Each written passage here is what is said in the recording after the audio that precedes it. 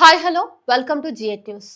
Yam an unapologetic Sanatani Hindu అని చెప్పుకున్నటువంటి రాజకీయ నాయకుడేమో ఈరోజు కొత్తగా రాజ్యాంగ విలువలను, freedom of speech, freedom of expression గురించి మాట్లాడుతున్నాడు. సమూహంలోకి వచ్చి ప్రెస్ మీట్లు పెట్టి ఇట్లా మాట్లాడకూడదు, ప్రశ్నించండి, విమర్శించండి, కానీ అందులో బూతులు ఉండకూడదు అని చెప్తున్నటువంటి ఆంధ్రప్రదేశ్ ఉప ముఖ్యమంత్రి పవన్ కళ్యాణ్ గారి అనుచరుల ప్రవర్తన ఎట్లా ఉంది అనేది ఈరోజు తీవ్రమైనటువంటి చర్చకు దారితీస్తోంది.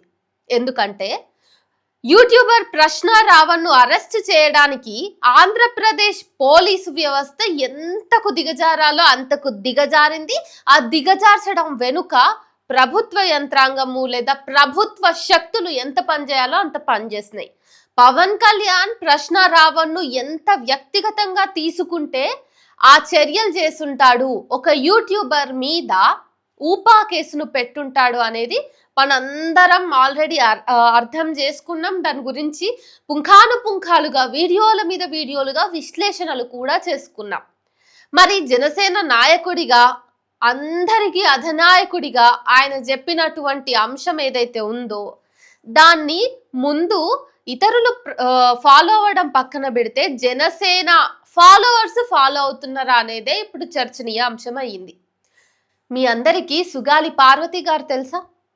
పోనీ సుగాలి ప్రీతి పేరు ఎప్పుడైనా విన్నారా? ఓహో, అప్పుడెప్పుడో వార్తల్లో వినుంటాను అని అనుకుంటున్నారా? లేదంటే ఇప్పుడు జనసేన వాళ్ళు ట్రోలింగ్ చేస్తున్నటువంటి ఒక మహిళ అని చెప్పేసి సుగాలి పార్వతి గారిని మీ బ్రెయిన్ రికగ్నైజ్ చేసిందా? అయితే ఇది వినండి. 2017లో సుగాలి ప్రీతి అనే ఒక 10వ తరగతి చదువుతున్నటువంటి చిన్న పాప మీద అఘాయిత్యం జరుగుతుంది. ఆ అమ్మాయిని సెక్షువల్ గా అసాల్ట్ చేసి చంపేస్తారు. ఆనాటి నుండి ఈ రోజు వరకు సుగాలి ప్రీతి తల్లి సుగాలి పార్వతి గారు న్యాయ పోరాటం చేస్తూనే ఉన్నారు. అందులో భాగంగా ఆమె ఏ ప్రభుత్వం అధికారంలో ఉన్నా వాళ్ళందరినీ అడుగుతుంది, వాళ్ళందరినీ నా బిడ్డకు న్యాయం చేయండి మహాప్రభో అని చెప్పేసి ఆమె ఎన్ని రకాలుగా అడగాలో అన్ని రకాలుగా అడుగుతుంది. దానికోసం తను తన ఆరోగ్యాన్ని కూడా లెక్క చేయకుండా ఎక్కడెక్కడికో తిరుగుతుంది. అట్లాంటి తల్లిని పట్టుకొని ఈరోజు జన సైనికులు నిన్ను రేప్ చేయాల్సి ఉండే. పాలు పోసిన పామే ఈరోజు పవన్ కళ్యాణ్ని కాటేస్తోంది. వైసీపీ బ్యాచ్ ఈమె, వైసీపీ పేటీఎం బ్యాచ్ ఈమె అని చెప్పేసి సుగాలి పార్వతి గారిని దారుణంగా మాటలు అంటున్నారు, వ్యక్తిత్వ హననాన్ని చేస్తున్నారు. ఏంటి, ఆమె ఆల్రెడీ తన బిడ్డ అత్యాచారానికి గురై చచ్చిపోయింది అని చెప్పేసి ఆ ప్రాణానికి విలువివ్వండి, ఆ ప్రాణానికి న్యాయం చేయండి, పోగొట్టుకున్న నా బిడ్డకు న్యాయం చేయండి అని చెప్పేసి ఆమె వీధికి వచ్చి అడుగుతుంటే ఆమెని అనవసరంగా వదిలిపెట్టారు. ఆమెనే ఫస్ట్ అత్యాచారం చేయాల్సింది, ఆమెనే రేప్ చేయాల్సింది అని మాట్లాడతారా? పవన్ కళ్యాణ్ గారు, మీరు వామపక్షవాదులకు, లేకపోతే ఎవరైతే ప్రశ్నిస్తున్నారో వాళ్లకు, లేకపోతే జై భీమ్ అనేటటువంటి అంబేద్కరిస్టులకు, అంబేద్కర్ వాదులకు వార్నింగ్ ఇస్తున్నారు కదా. ఈరోజు రాజ్యాంగం అంటే ఏంటో తెలిసినటువంటి వాళ్ళందరికీ మీరు రాజ్యాంగం గురించి కొత్తగా గుర్తు చేస్తున్నారు కదా. మరి మీ జనసేన సైనికులు ఒక మహిళను పట్టుకొని హిందూ ధర్మం సనాతన ధర్మం అని మాట్లాడే మీరు మరొక మహిళని మీకు సంబంధించిన అభిమానగణం ఇంత దారుణంగా అసభ్య పదజాలంతో, నానా మాటలు, హీనమైనటువంటి ప్రవర్తనతో, ఫోటో మార్పులతోటి ఆమెని అనరాని మాటలు అంటూ ఉంటే ఇప్పుడు మీకు గుర్తు రావట్లేదా అండి రాజ్యాంగము? వాళ్ళ మీద కేసులు పెడతారా? పైగా వాళ్ళందరూ కూడా రిపీటెడ్గా ఈ క్రైమ్ చేస్తున్నారు. రిపీటెడ్గా వీలైనంత మంది లిస్టులోకి వెళ్ళి ఎవరు ప్రశ్నిస్తే వాళ్ళ మీద ఇట్లాంటి దాడులు చేస్తున్నారు. సుగాలి పార్వతి గారు ఏం చేస్తారండి? తమ బిడ్డకి న్యాయం కావాలి అని అడిగితే తప్పైపోయిందా? సరే, ప్రశ్న రావణ్ మీద ఉపా చట్టం కింద కేసు నమోదు చేసి అతనికి 14 రోజుల రిమాండ్ను తీర్పిచ్చిన తర్వాత సుగాలి పార్వతి గారు పవన్ కళ్యాణ్ మీద కేసు పెట్టారు. ఆ కేసు ఆమె ఎందుకు పెట్టాల్సి వచ్చింది? ఆమెకి ఆల్రెడీ పవన్ కళ్యాణ్ న్యాయం చేసిండు అని చెప్పేసి జనసేన నాయకులు, జనసేన అభిమానులు మాట్లాడుకుంటున్నారు. ఆమె అమ్ముడు పోయింది అంటున్నారు కదా. ఒకసారి ఆ దాని గురించి మాట్లాడదాం. మరి పవన్ కళ్యాణ్ ఆమెకి నిజంగానే పాలు పోసుంటే ఈరోజు ఆమె పామై పవన్ కళ్యాణ్ ఎందుకు కాటేయ చూస్తోంది అనేది కూడా ఆమెను అడిగే తెలుసుకుందాం మనం. ఎందుకు మనలో మనకి గొడవలన్నీ? ఆమెను అడిగితే మనకి మ్యాటర్ క్లియర్ అయిపోతుంది కదా. ఒకసారి ఫోన్ లోకి తీసుకునే ప్రయత్నం చేద్దాం సుగాలి పార్వతి గారిని. Hello hello ma'am, good evening ma'am. నమస్తే అమ్మా. మ్యామ్, నాకు ఒక చిన్న విషయం చెప్పండి. నా పేరు విప్లవశ్రీ, నేను ఒక జర్నలిస్ట్ని. ఈరోజు పొద్దున్నుంచి కొన్ని పోస్టులు చూసిన తర్వాత ఖచ్చితంగా మీ దగ్గర ఈ విషయం మాట్లాడాలని నాకు అనిపించింది. పవన్ కళ్యాణ్ అమ్మా గారు చెప్పండి. పవన్ కళ్యాణ్ గారు పాలు పోసిన పాము మీరంట. ఇప్పుడు అదే పాము పవన్ కళ్యాణ్నే కాటేయాలని చూస్తుంది అనేసి అంటున్నారు మీరు పవన్ కళ్యాణ్ మీద పెట్టిన కేసు నేపథ్యంలో. అసలు మీరు పామేంటి? ఆయన పాలు పోయడం ఏంటి? ఆయన మీద మీరు కేసు ఎందుకు పెట్టాల్సొచ్చింది? కొంచెం చెప్తారా? అమ్మా నా పేరు పార్వతీదేవి అమ్మా. సుగాలి ప్రీతి వాళ్ళ మదర్‌ని. మ్యామ్. నేను నా కూతురు గత 10 సంవత్సరాల క్రితం 2017లో ఒక రెసిడెన్షియల్ హాస్టల్‌లో రేప్ అండ్ మర్డర్‌కి గురైన విషయం అందరికీ తెలిసిందేమ్మా. మ్యామ్. అప్పటి నుంచి కూడా నేను ప్రతి ఏమంటారు అప్పటి నుంచి ఇప్పటికి కూడా 9 సంవత్సరాల నుంచి కూడా నేను పోరాటం చేస్తూనే ఉన్నాను. నా పోరాటంలో వివిధ సంఘాల వాళ్ళు, స్టూడెంట్ ఆర్గనైజేషన్ వాళ్ళు, మహిళా సంఘాలు వీళ్ళందరూ కూడా నాతో పాల్గొని నాకు సపోర్ట్ ఇచ్చారు. మ్యామ్. అయితే అప్పుడు జరిగింది టీడీపీ ప్రభుత్వంలో అమ్మా 2017 నుంచి 19 వరకు. హ్మ్. తర్వాత 2019 నుంచి 2024 వరకు జగన్మోహన్ రెడ్డి గారి ప్రభుత్వం. మళ్ళీ ఇప్పుడు అదే కూటమి ప్రభుత్వం 2017లో ఏదైతే నా కూతురు విషయం జరిగిందో ఇన్సిడెంట్, అప్పుడున్న ప్రభుత్వమే ఇప్పుడుందమ్మా. అయితే మేము నాకు ఏ ప్రభుత్వం కూడా నాకు న్యాయం చేయలేదు. అంటే 2017 నుంచి 19 వరకు నా కూతురికి న్యాయం జరగలేదు. 2019 నుంచి 2024 వరకు అయితే ఏదైతే నాకు అట్రాసిటీ ప్రకారం రావాల్సిన యాక్ట్ ప్రకారం రావాల్సినవి, మా ఆయనకు ఒక ఉద్యోగము, 5 సెంట్ల స్థలము, 5 ఎకరాల పొలము, అది atrocity SC, ST atrocity act ప్రకారం ఇవ్వాల్సినవి జగన్ గారి ప్రభుత్వంలో ఇచ్చారు. ఆ తర్వాత 2018లో మేము అప్పటికి 2017 నుంచి 19లో నేను చంద్రబాబు నాయుడు గారిని కలవడం జరిగిందమ్మా. మా కేసుకి న్యాయం చేయండి సార్. ఇట్లా మాకు పోస్ట్ మార్టం రిపోర్ట్ లో ఆ అమ్మాయి మీద అఘాయిత్యం జరిగిందని వచ్చింది. ఆ అమ్మాయి ఉరివేసిన విధానం కూడా శారీతో కాదు అనేసి ఇంకొక రిపోర్ట్ ఉంది సార్. ఇలా రిపోర్ట్స్ అన్ని ఉన్నాయి అనేసి నేను మరి అప్పట్లో ఉన్న సీఎం గారు చంద్రబాబు నాయుడుని కలవడం జరిగిందమ్మా. ఆయన న్యాయం చేస్తా అన్నారు. మరి న్యాయం చేయలేదు.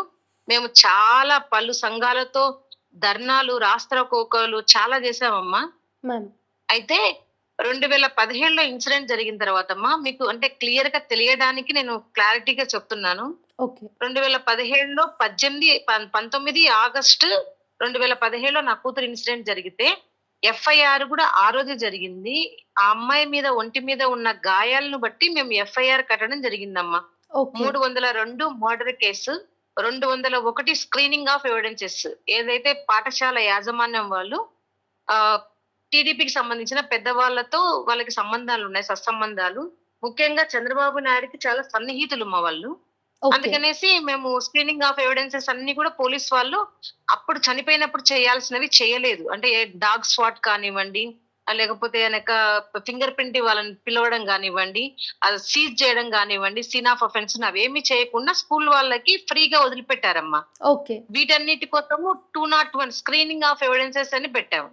అమ్మాయి మైనర్ కాబట్టి 14 సంవత్సరాలు కాబట్టి పోక్సో యాక్ట్ కూడా అట్రాక్ట్ అయింది. మా హస్బెండ్ ఎస్టీ కాబట్టి ఎస్సీ ఎస్టీ యాక్ట్ కూడా అట్రాక్ట్ అయిందమ్మా. ఈ అన్ని సెక్షన్స్ పెట్టుకుని మేము ఎఫ్ఐఆర్ చేసాం. ఎఫ్ఐఆర్ అయిన తర్వాత పోస్ట్ మార్టం లో అమ్మాయి మీద అఘాయిత్యం జరిగింది with evidence of recent sexual inter course అనేది మాకు రిపోర్ట్ బయటికి రావడం జరిగింది. అయినా కూడా టీడీపీ ప్రభుత్వంలో ఉన్న ఈ ఒక పెద్ద పెద్ద సంబంధాలు ఉన్న ఈ స్కూల్ వాళ్ళకి అధికారులు ఏదైతే కట్టమంచి రామలింగారెడ్డి ముద్దాయిలకు లొంగిపోయి పోలీస్ అధికారులు అయితేమి, కొంతమంది డాక్టర్లు అయితేనేమి, కొంతమంది పెద్ద పెద్ద ఆఫీసర్లు కూడా ఈ కేసులో ఇన్వాల్వ్ అయ్యి ఈ కేసును తారుమారు చేయడానికి చాలా వరకు కూడా ప్రయత్నాలు చేసి ఏవైతే ఎఫ్ఐఆర్ లో ఉన్నాయో సెక్షన్స్ అవన్నీ కూడా డిలీట్ చేసి ఆ అమ్మాయి మేము ఫీజు కట్టకపోతే వాళ్ళు స్కూల్ వాళ్ళు తిడితే చనిపోయిందనే సెక్షన్ కింద మార్చడం జరిగిందమ్మా. ఇన్ని ఎవిడెన్సెస్ ఉన్నా కూడా మార్చడం జరిగింది. అది ఎప్పుడు జరిగింది? 2018లోనే ఛార్జ్ షీట్ వేశారు.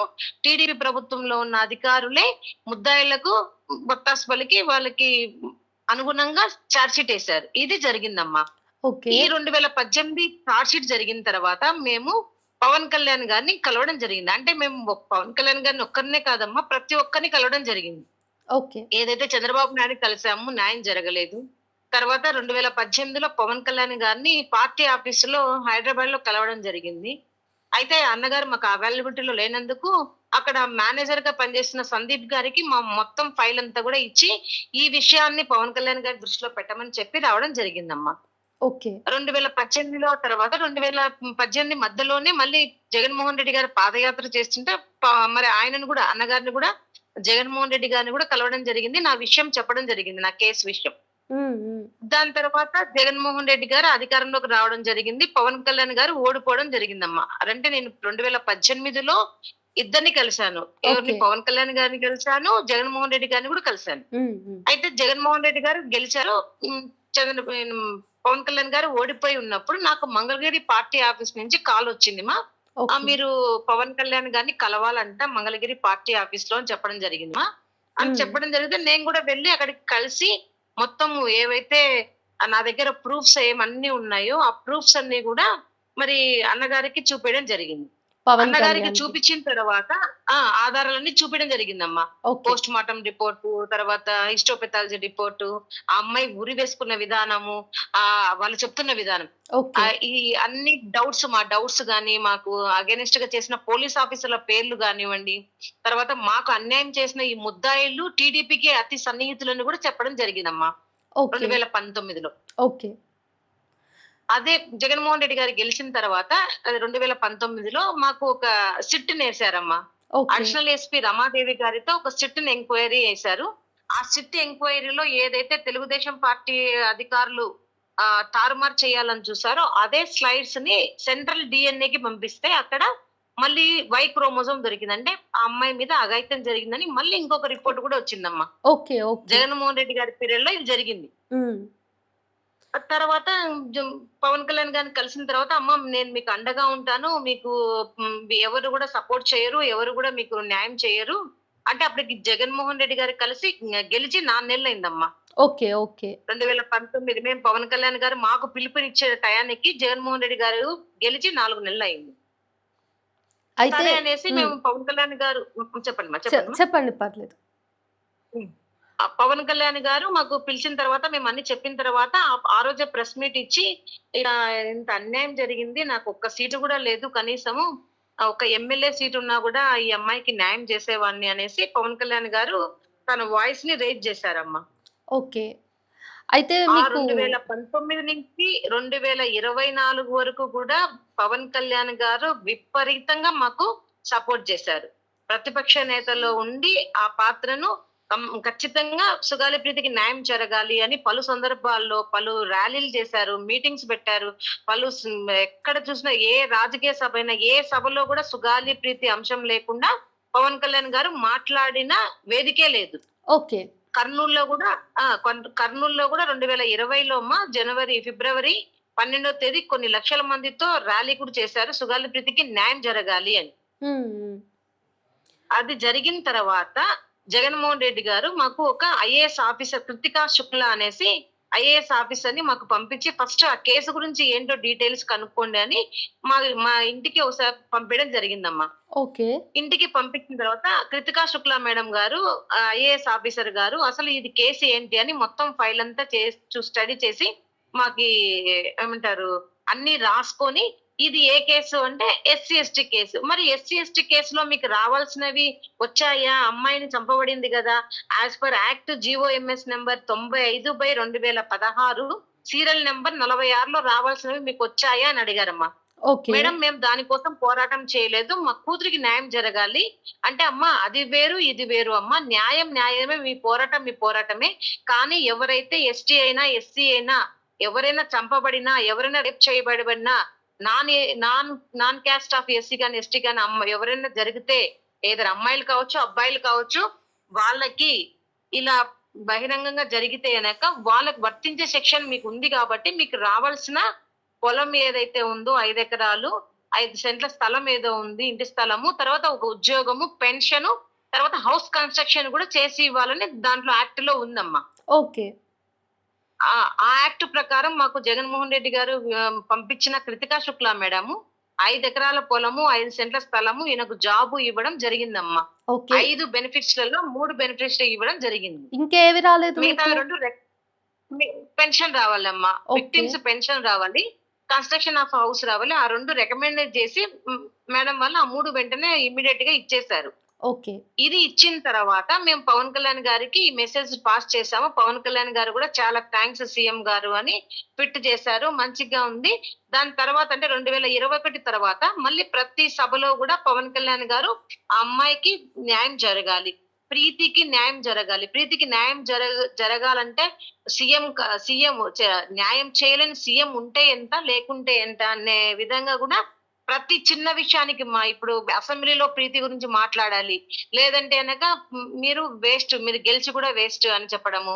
తర్వాత జగన్మోహన్ రెడ్డి గారికి చిన్న బొక్క పడితే కూడా రాష్ట్రమంతటా అతలాకుతలం అయిపోతుంది. మరి సుగాలి ప్రీతిని 10 మంది చర్చి చంపేస్తే ఆ చేసిన వెధవలకు ఆడపిల్లలు లేరా? ఆ చేసిన దుర్మార్గులకు ఆడపిల్లలు లేరా? అని పలు సందర్భాల్లో నిజంగా చాలా చాలా అగ్రెసివ్‌గా చాలా గట్టిగా ప్రశ్నించారు. మా కోసం పోరాడినారు పవన్ కళ్యాణ్ గారు ప్రతిపక్షంలో ఉన్నప్పుడు 2019 నుంచి 2024 వరకు. ఓకే. మీరు కూడా వీడియోస్‌లో సుగాలి ప్రీతి, పార్వతి గాని లేకపోతే సుగాలి ప్రీతి, పవన్ కళ్యాణ్ గారన్నీ అన్ని వచ్చేస్తాయమ్మా. మ్యామ్ ఇక్కడొక ఆ ప్రశ్న. సందర్భంలో మేడం. అయితే చెప్పండమ్మా. వీళ్ళు జన సైనికులందరూ ఏమంటున్నారంటే, ఆమెకి అసలు వచ్చి అన్నీ పవన్ కళ్యాణే ఇచ్చిండు. ఎస్సీ, ఎస్టీ అట్రాసిటీ హ్మ్. చట్టం కింద వచ్చినాయి మీకు అనేటటువంటిది వాళ్ళెవరూ వినట్లేదు. ఆ! పవన్ కళ్యాణ్ తన ఆ! సొంత జేబులోంచి తీసి మీకిచ్చినట్టుగానే వాళ్ళు మాట్లాడుతున్నారు. పవన్ కళ్యాణ్ ఆ! మీకేమైనా ఇచ్చిండా? మా పవన్ కళ్యాణ్ గారు మాకు సొంతంగా అయితే గనక వాళ్ళు ఏమి ఇవ్వలేదమ్మా. యాస్ పర్ ద యాక్ట్ ప్రకారము ప్రభుత్వము ఏదైతే అధికారంలో ఉన్న ప్రభుత్వం ఇవ్వాల్సింది యాక్చువల్‌గా అయితే ఇన్సిడెంట్ జరిగిన 3 నెలలకే రావాలని అవును. ఆ జీవో చెప్తుంది. కానీ అవును. మాకు 2017 నుంచి గాని 2021 వరకు అంటే దాదాపుగా 5 సంవత్సరాలు మాకు ఇవ్వలేదు. ఓకే. ప్రభుత్వం ఇవ్వలేదు. ఇక్కడ వచ్చిన తర్వాత కూడా ఇవ్వలేదు. హ్మ్. తర్వాత కృతికా శుక్లా మేడం వచ్చిన తర్వాత ఇది అట్రాసిటీ యాక్ట్ జరిగినప్పుడు యాస్ పర్ ద సెక్షన్ ప్రకారం ఇవి ఇవ్వాలి కదా అని. ఇప్పుడు వీళ్ళు అన్నట్లుగానే పవన్ కళ్యాణ్ గారే ఇచ్చారే అనుకోమ్మా. మ్యామ్. అయితే మరి డ్రైవర్ సుబ్రహ్మణ్యం కేసులో ఎవరిచ్చారమ్మా? మ్యామ్. మేము పోరాటం చేశాము. పవన్ కళ్యాణ్ గారు మా కోసం పోరాటం చేశారు కాబట్టి 5 ఎకరాల పొలము, 5 సెంట్ల స్థలము, జాబు వచ్చింది. సరేమ్మా. మరి సుబ్రహ్మణ్యం సుబ్రహ్మణ్యం సుబ్రహ్మణ్యం హత్య కేసులో ఎవరిచ్చారమ్మా? వాళ్ళ ఇంటికే వెళ్లి ఇచ్చారే వీళ్ళే. ప్రభుత్వం వాళ్ళే.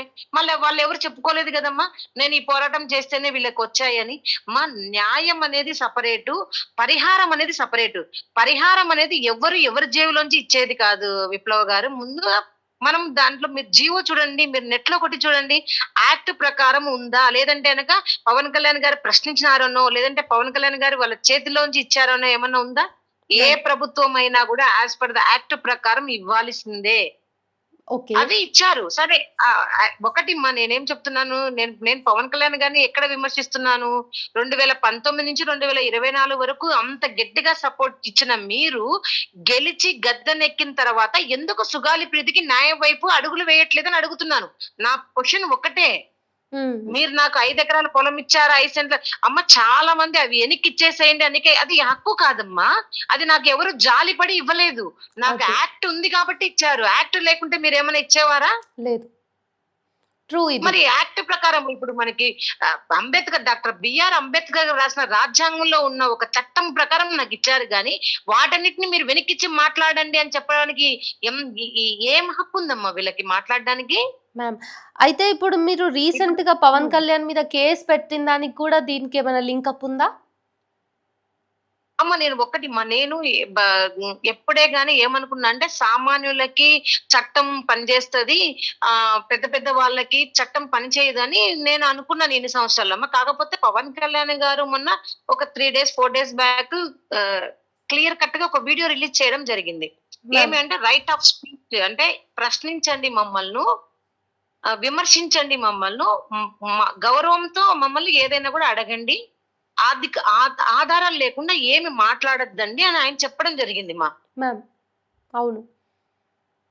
ఇప్పుడు ఒకటి మా, ఇప్పుడు 2019 నుంచి 2024 వరకు సుగాలి ప్రీతి ఫస్ట్ కేసు మేము పుట్టమీలు ప్రభుత్వంలో ఏర్పడగానే ఫస్ట్ సంతకం సుగాలి ప్రీతి కేసు అన్నారు.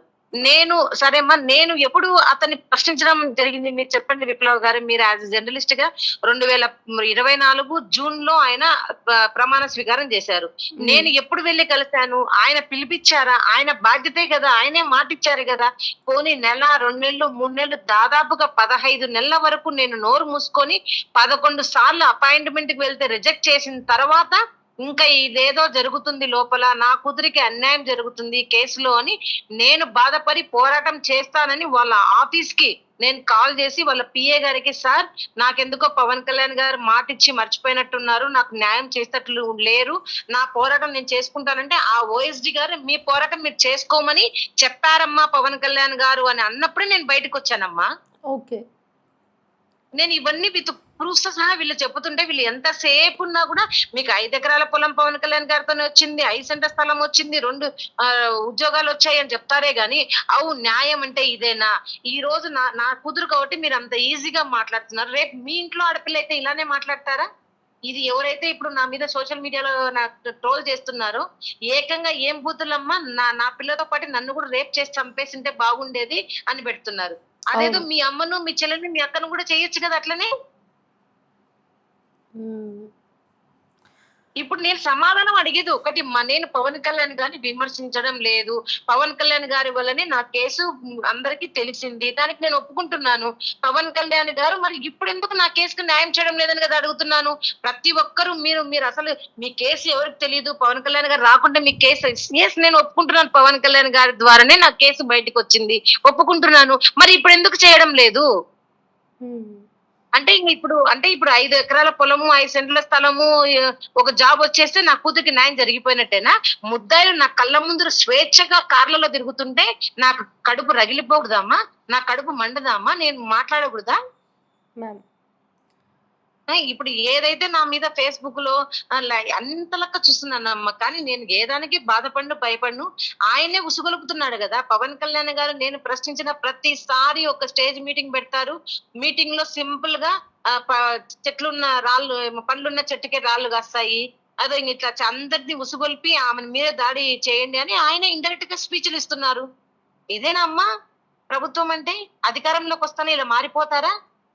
మారిపోయింది సుగాలి ప్రీతి తల్లి కాదమ్మా, మారిపోయింది డిప్యూటీ సీఎం పవన్ కళ్యాణ్ గారు. ప్రతిపక్షం నేతగా ఉన్నప్పుడు ఒక మాట, అధికారంలోకి వచ్చినాక ఒక మాట.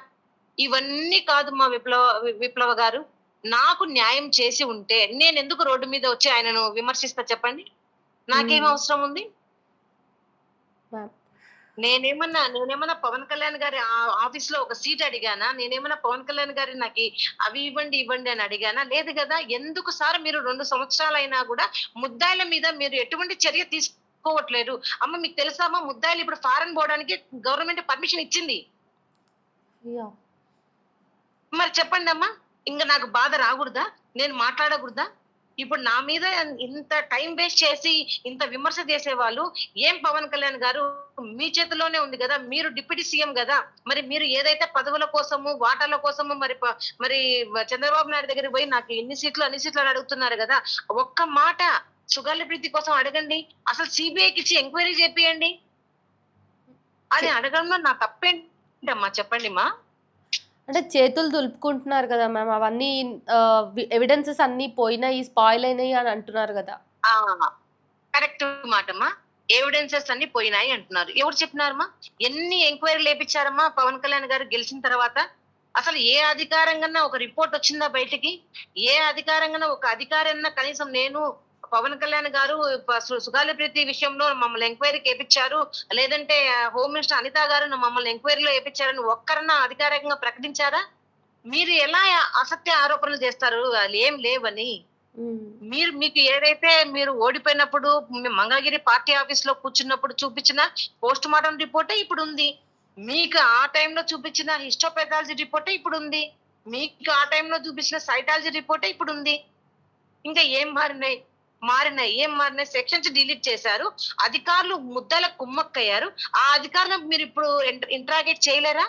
మ్యామ్. చేయలేరా అమ్మా చెప్పండి? ఏదైతే జత్వాని కేసులో మీరు పెద్ద పెద్ద ఐపీఎస్ ఆఫీసర్‌ని పిలిపించుకొని ఇంట్రాగేట్ చేసి వాళ్ళు జైల్లో వేశారే, వాళ్ళకంటే పెద్దవాళ్ళమ్మా వీళ్ళు. హ్మ్. అదే మ్యామ్. ఆంధ్రప్రదేశ్‌లో రాజకీయ పరిస్థితులు నిజంగా ఆందోళనకరంగానే అనిపిస్తున్నాయి. సుగాలి ప్రీతిని అడ్డం పెట్టుకొని రాజకీయాల్లో అధికారంలోకొచ్చినటువంటి పవన్ కళ్యాణ్ ఈరోజు ప్లేట్ మార్చి చిన్న ప్రశ్నకు గూడా తలెత్తుకోలేకపోతున్నాడు, భరించలేకపోతున్నాడు గదా! సో, ఆ అంశమే మాట్లాడుతున్నా నేను. ఈరోజు పొద్దున్న మీ మీదొచ్చిన ట్రోల్స్ చూసిన తర్వాత నాకు మీ దగ్గర ఖచ్చితంగా మాట్లాడాలనిపించింది. నేను మిగతా వీడియో కంటిన్యూ చేస్తా. మిగతా మీరింకేమైనా చెప్పాలనుకుంటున్నారా? నేను ఒకటి నన్ను విమర్శించే వాళ్ళకి వాళ్ళ హక్కు మా. That is their right. Ma'am. వాళ్ళ ఇష్టం ఏమన్నా అనుకోండి గాని, అయితే ఒక్కటి అనే వాళ్ళకి నేనేం చెప్తున్నానంటే, నేను పవన్ కళ్యాణ్ గారిని మాత్రమే ప్రశ్నించలేదమ్మా. మీరు 2015 నుంచి కూడా ఏ నెట్ లో కొట్టినా కూడా కనిపిస్తది మా పోరాటాలు. అప్పుడున్న చంద్రబాబు నాయుడు గారిని ప్రశ్నించినాను. తర్వాత వచ్చిన ప్రభుత్వంలో జగన్మోహన్ రెడ్డి గారిని ప్రశ్నించాను. జగన్మోహన్ రెడ్డి గారు ఇచ్చిన జీవోస్ కూడా మాకు పనికిరావని కూడా ఆయన వ్యతిరేకించడం జరిగింది. ఆయన ఎదిరించడం జరిగింది. మ్యామ్. దాని తర్వాత వచ్చినాక ఇప్పుడు ఇప్పుడు 2019 నుంచి 2020 వరకు నేను ప్రశ్నించినప్పుడు నేనే వాళ్ళ హీరో అయిపోయినాను. నేనే వాళ్ళకు మార్గదర్శి అయిపోయాను. ఈ గెలిచిన తర్వాత పవన్ కళ్యాణ్ గారు ఎందుకు మీరు నా కేసులో న్యాయం చేయరంటే, ఇప్పుడు నేను ఏమంటారు అమ్ముడు పోయిన దాన్ని నాకు మూటలు మూటలు వచ్చేసాయి. ఏ పార్టీ దగ్గరికి వెళ్ళి న్యాయం అడిగితే ఆ పార్టీ వాళ్ళు నన్ను కొనేస్తారమ్మా? హ్మ్. ఇదేనా చెప్పింది? మ్యామ్. జనసేన వాళ్ళు నన్ను ఎంత కొన్నారమ్మా మరి అలా అయితే? ఇప్పుడు వీళ్ళైతే అనకమ్మా నేను ఒకటి నాయకులైతేనేమి, ఇప్పుడు నన్ను మాట్లాడే వాళ్ళైతే అనక వాళ్ళ ఇష్టం వచ్చినట్టు ఎవరైనా తిట్టారు. మళ్ళా ప్రభుత్వం ఏర్పడడానికి అదే వాళ్ళు సపోర్ట్ చేసుకుంటూ వాళ్ళు గెలుచుకుంటారు.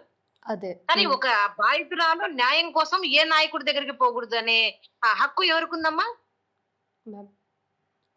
ట్రూ. అదే. మరి మరి చెప్పండి అమ్మా.